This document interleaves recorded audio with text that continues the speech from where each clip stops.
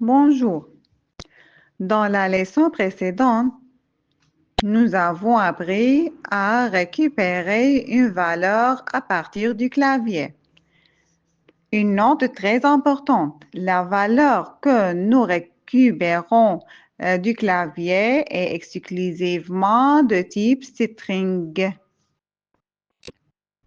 Nous verrons à quoi cela nous sert.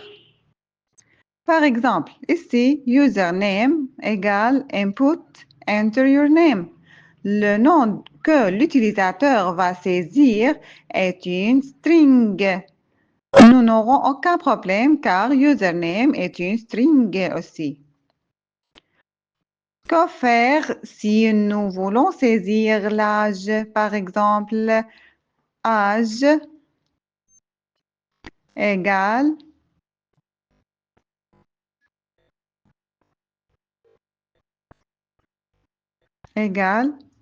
input, enter your age.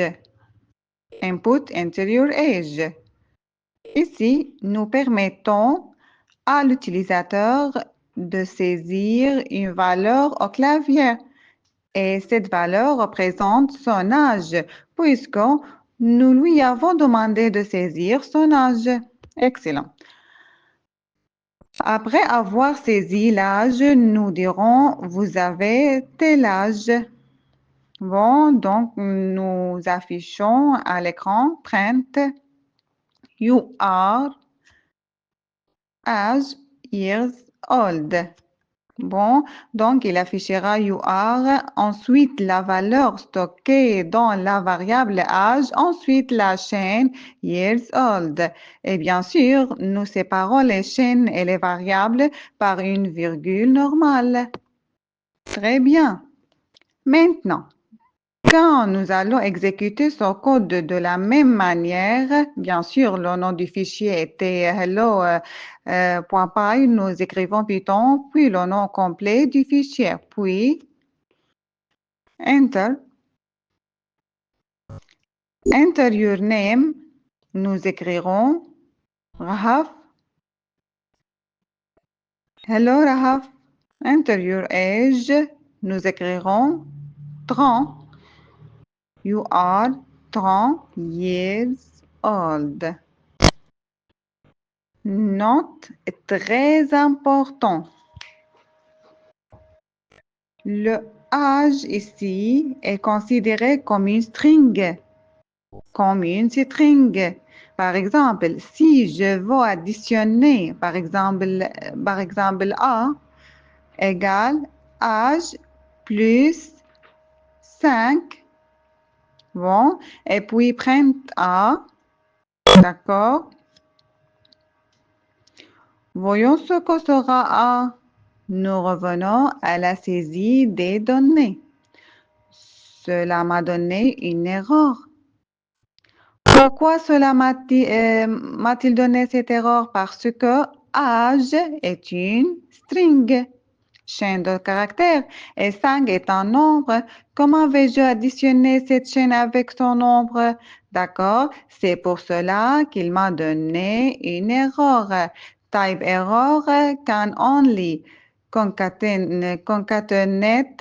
str signifie string, not int to str. Bon, comment résoudre ce problème?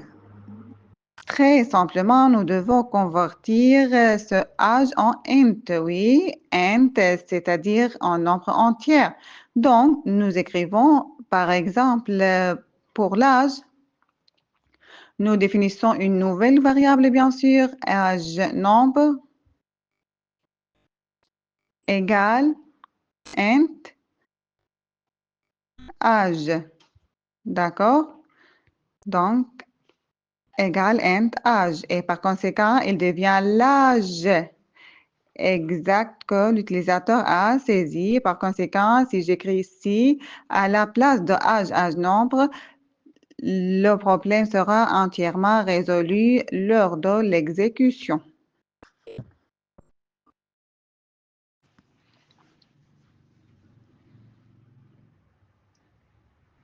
Ainsi, il affichera You are 30 years old, ensuite 35 et la somme de âge nombre plus 5.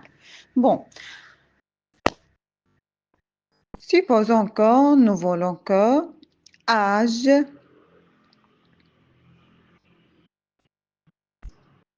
soit un int. Je ne veux pas définir une autre variable et réserver une autre variable juste pour que âge soit un int et je n'en ai absolument pas besoin en tant que string. D'accord? Que vais-je faire?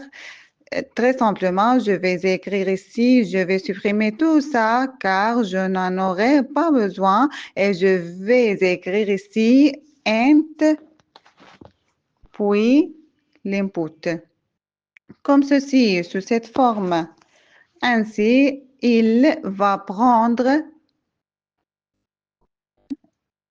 ici, il va prendre une valeur de l'utilisateur représentant l'âge. Et puis, bien sûr, il la prendra ici en tant que string, d'accord? Et ensuite, nous allons exécuter la parenthèse externe, ce qui signifie convertir cette string en it, d'accord? Donc, âge égale int input enter your age signifie que nous pouvons recevoir un mot ou une chaîne de caractères du clavier et ensuite nous la convertissons directement en int.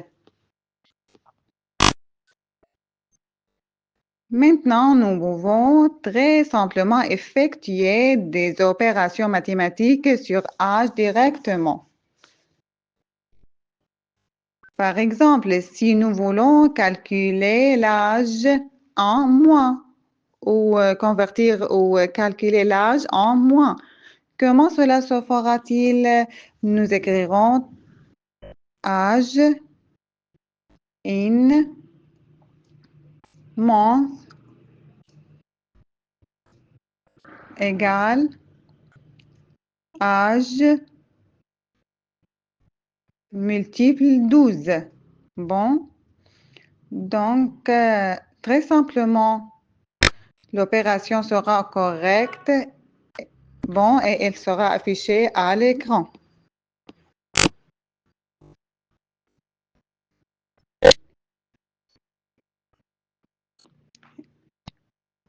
Bon, donc print you are age in month old. Bon, et bien sûr, nous séparons les variables et les chaînes par une virgule normale. OK. Maintenant, exécutons le code. Bien sûr, nous devons nettoyer la console. D'abord, comme nous l'avons mentionné, nous écrivons SLS, puis nous exécutons le code. Nous allons saisir les données à nouveau. Nous remarquons You are 30 years old. You are 360 months old. Maintenant, nous allons parler des phrases conditionnelles en langage Python. Que signifie en condition ou une phrase conditionnelle? C'est un morceau de code qui s'exécute si une condition spécifique est remplie. Par exemple, si l'âge est inférieur à 18, affiche tu es ou you are a teenager. Sinon, si l'âge est inférieur à 30, affiche you are a young adult. Sinon, affiche you are experienced. Tu es un expert. Comment cela se fera-t-il? Cela se fera en utilisant le mot-clé if. If est un mot-clé qui signifie la condition. La condition est si âge est inférieur à 18. Puis, nous écrivons 2 points. C'est la condition. La condition est l'expression écrite directement après if. Puis, enter. Nous remarquons qu'il faut laisser un espace. Parfait, tab, ici. Bien sûr, le langage Python est sensible aux espaces. Si j'écris ici, par exemple, cela me donnera une erreur. Il faut qu'après les 2 points, nous faisons enter. Cela laissera 4 espaces équivalent à un tab. Ensuite, nous écrivons ici, par exemple, you are et teenager. You are a teenager.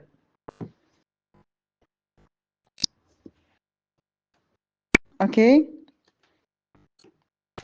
Maintenant, comment vais-je dire sinon si que l'âge est inférieur à 30? Sinon si, attention. Nous avons fait attention. Sinon, si.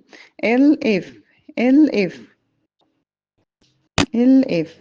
Sinon, si.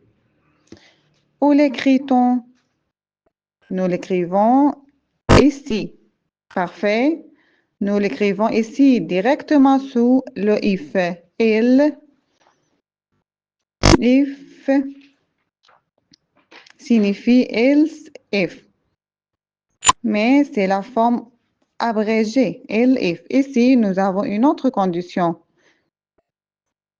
Âge inférieur à 30. Parfait. Alors, il affichera à l'écran You are a young adult. You are a young adult. Sinon, où écrivons-nous else? Au début de la ligne. Else ici, parfait. Sinon, affiche à l'écran. Prends You are experienced.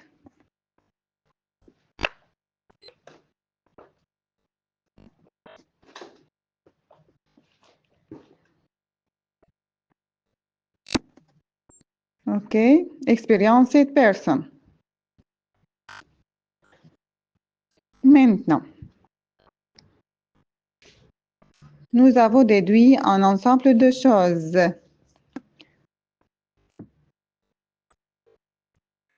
La condition, c'est que l'instruction soit exécutée lorsqu'une condition spécifique est remplie, c'est-à-dire que si l'âge n'est pas inférieur à 18, cette condition ne sera pas remplie. Il n'affichera pas cette phrase à l'écran. Parfait. D'accord. Et si cette condition est remplie, if âge inférieur à 18, il affichera cette phrase à l'écran et il ne verra pas cette autre phrase. Parfait. Excellent. Donc, if âge inférieur à 18, si l'âge est inférieur à 18, alors affiche-moi cette phrase, d'accord? Si l'âge n'est pas inférieur à 18, je peux ne pas traiter le sujet seulement. Si l'âge dit inférieur à 18, donc, affiche-moi une phrase, je peux me passer du LF complètement. Je peux le supprimer sans aucun problème. Parfait. Mais je ne peux pas écrire elif sans avoir écrit if avant. Elif est lié à if. Bon, elif, sinon si. Ici, je vais forcément mettre une condition après le if. Après le if, une condition est obligatoire. Âge inférieur à 30. Nous afficherons la phrase si cette condition est remplie. Maintenant, tu penses sûrement, ici l'âge est inférieur à 18 et 18 est inférieur à 30. Comment cela se fait? S'il voit que l'âge est inférieur à 18, il ne verra jamais celle-ci. Et s'il arrive ici, c'est que l'âge n'est certainement pas inférieur à 18, car s'il était, il ne passerait pas au LF. Je pense que c'est devenu très clair maintenant. Maintenant, le else, si cette condition F n'est pas remplie et que la condition LF n'est pas remplie non plus, alors il affichera ici dans tous les cas, car après le else, il n'y a pas de condition parfaite. Je pense que le sujet est devenu très facile et clair. Alors maintenant, nous allons exécuter. Âge 30, écrit you are, expérience personne. Pourquoi? Parce que si l'âge est inférieur à 30 au début. Si l'âge est inférieur à 30, parfait, elle écrira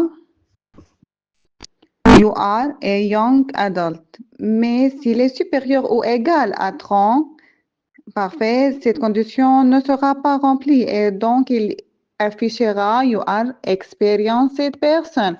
Comment écrit-on inférieur ou égal? Nous écrivons inférieur ou égal de cette façon. Parfait. Bon. Par conséquent, ici, nous écrivons le nom.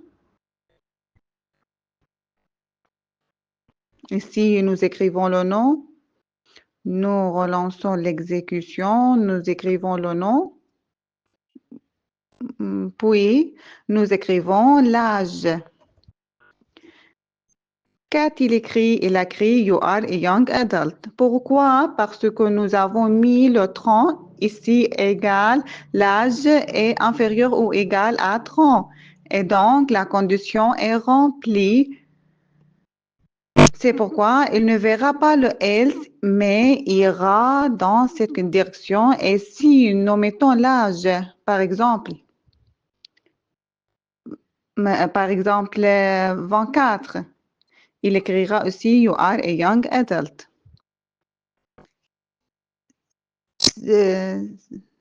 Si nous mettons un âge inférieur à 18, par exemple, 12, il écrira You are a teenager. Excellent. Maintenant, nous allons prendre de nouveaux exercices pratiques pour mieux fixer l'idée. Puis, nous prendrons une nouvelle notion dans un nouvel exemple. Maintenant, pour voir si le nombre est pair ou impair, nous voulons maintenant qu'un nombre soit saisi par l'utilisateur. Un nombre, c'est-à-dire nombre, égal int, comme nous en sommes convenus, puis input, enter et number.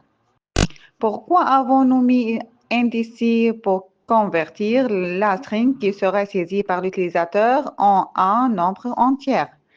Exact. Nous allons tester son nombre saisi par l'utilisateur. Est-il pair ou impair?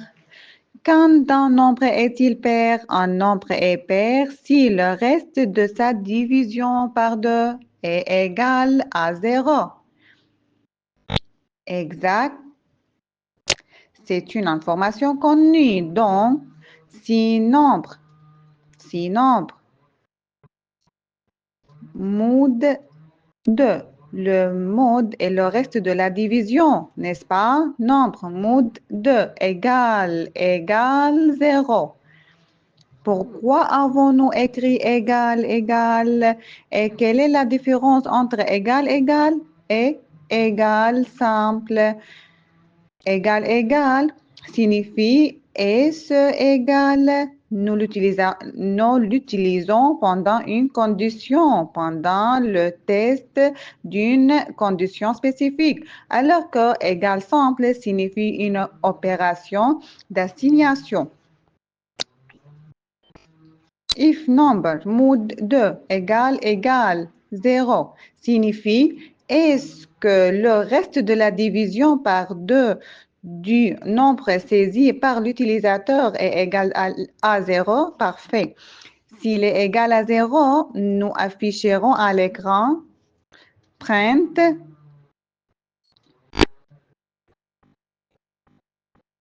The number.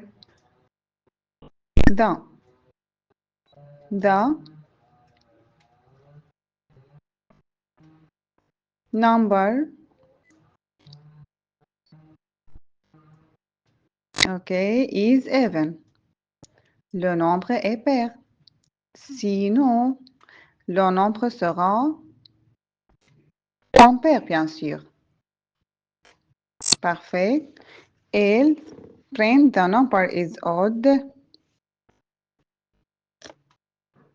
Ok, l'utilisateur va saisir un nombre. Je vais le convertir en int, c'est-à-dire qu'il va saisir un nombre, mais il est considéré comme une chaîne. C'est pourquoi je vais le convertir en nombre. Si le reste de sa division par 2 est 0, alors ce nombre sera pair. Sinon, j'écrirai que son nombre est impair, tout simplement.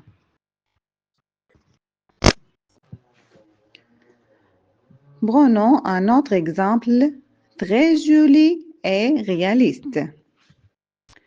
Nous allons dans un fichier, nous avons stocké username,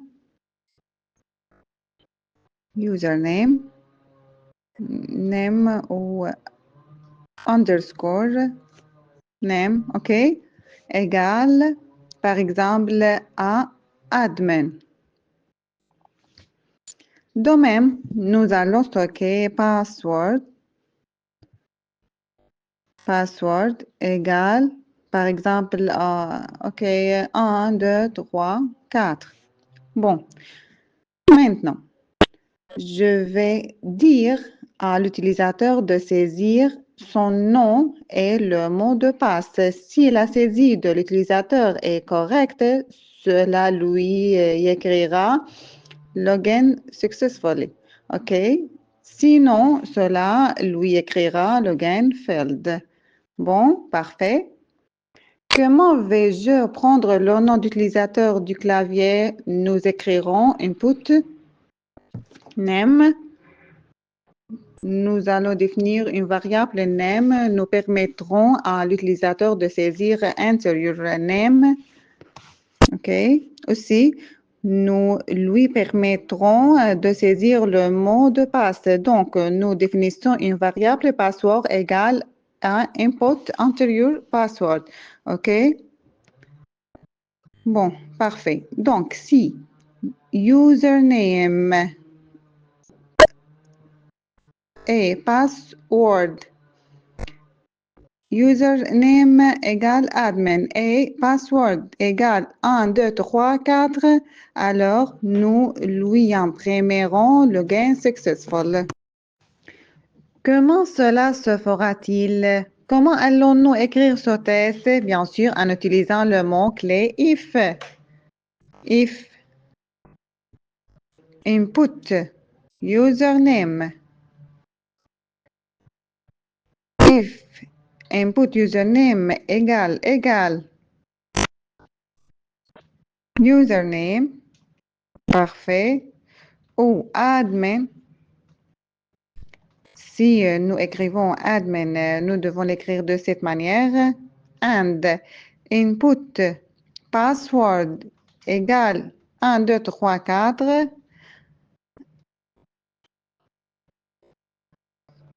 Alors, nous afficherons à l'écran login,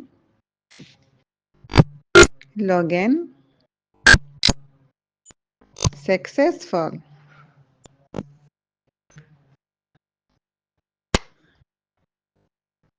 Login successful, OK?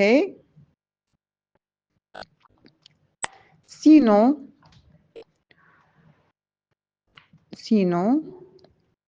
nous afficherons à l'écran login failed. OK? Très bien. Que signifie ce and? Ce and, c'est par deux conditions. D'accord? Pour que le résultat du if soit true, vrai, et que l'instruction associée à la condition soit exécutée, c'est-à-dire pour que la condition soit satisfaite, les deux parties de la condition, celle-ci et celle-là, doivent être satisfaites. C'est ça?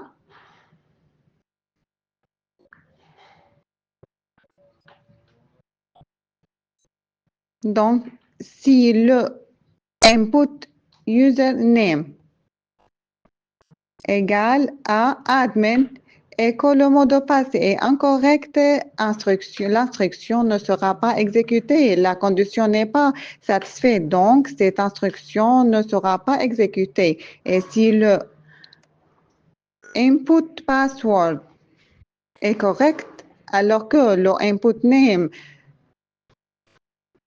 est incorrect, cette instruction ne sera pas exécutée car la condition n'est pas satisfaite. Et donc, nous passerons au else. Donc, quand on met les deux conditions doivent être satisfaites pour que la condition complète soit satisfaite. D'accord? OK. Maintenant, je pense que tu trouves dans ces exemples une belle âme de la programmation. Maintenant, quand nous prenons des exemples réalistes, et maintenant, nous allons prendre un autre exemple très joli. Il s'agit d'une simple calculatrice. Cette machine, je vais lui entrer deux nombres et il effectuera l'opération dont j'ai besoin selon ce que je vais saisir au clavier. Comment cela se fera-t-il et quel type de nombre vais-je entrer? Bien sûr, les nombres ne seront pas des entiers, mais des nombres flous. Donc, des nombres décimaux. Permettez à l'utilisateur de saisir des nombres décimaux. Je ne peux pas forcer l'utilisateur à saisir un entier et effectuer des opérations arithmétiques dessus. Exact. Maintenant, nous allons dire à l'utilisateur, nous allons lui demander d'entrer le premier nombre. Nombre 1 égale, nous disons, nous voulons convertir le nombre en float. OK? Il sera une chaîne et je vais le convertir en float. Donc, au lieu d'écrire int, nous écrirons float. OK. Float, input, enter, first number. OK.